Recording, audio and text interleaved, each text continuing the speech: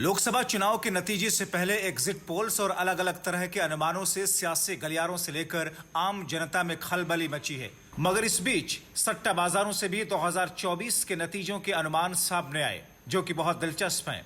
10 सट्टा बाजारों में इस समय इंडिया गठबंधन और एनडीए को लेकर अलग अलग तरह के अनुमान सामने आ रहे हैं। इन सट्टा बाजारों से आने वाले अनुमान को अगर देखा जाए तो इसमें 2019 के लोकसभा चुनाव के मुकाबले 2024 के लोकसभा चुनाव में एनडीए को नुकसान होता दिख रहा है। 10 अलग अलग सट्टा बाजारों से आए अनुमानों के मुताबिक फलौदी सट्टा बाजार के मुताबिक एनडीए को 253 सीटें मिल सकती हैं, बीजेपी को 209 सीटें और कांग्रेस को 117 सीटें। बात करें पालनपुर सट्टा बाजार की तो एनडीए को 247 सीटें मिलने का अनुमान, इंडिया गठबंधन को 225 और बीजेपी को 216 सीटें, जबकि कांग्रेस को 112।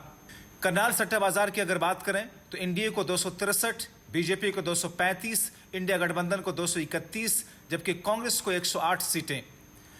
इसी तरीके से बेलगाम सट्टा बाजार की बात करें तो एनडीए को 265, इंडिया गठबंधन को 230, बीजेपी को 223 और कांग्रेस के खाते में 120 सीटें आती हुई दिख रही हैं।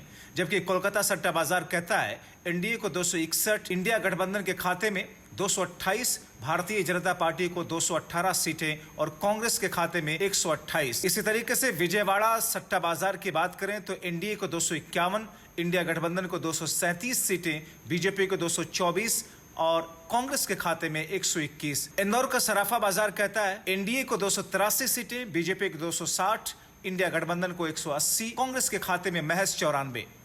जबकि अहमदाबाद चोखा बाजार के मुताबिक एनडीए को 270 सीटें, बीजेपी को 241 सीटें, इंडिया गठबंधन को 193 सीटें तो कांग्रेस को 104 सीटें मिलने का अनुमान है।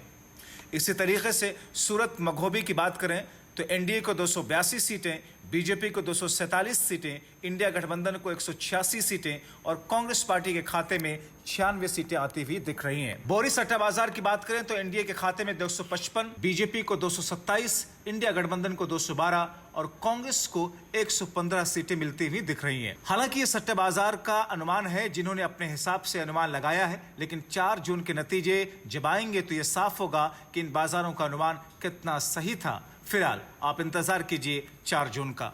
Bureau report, TV7 Bharat.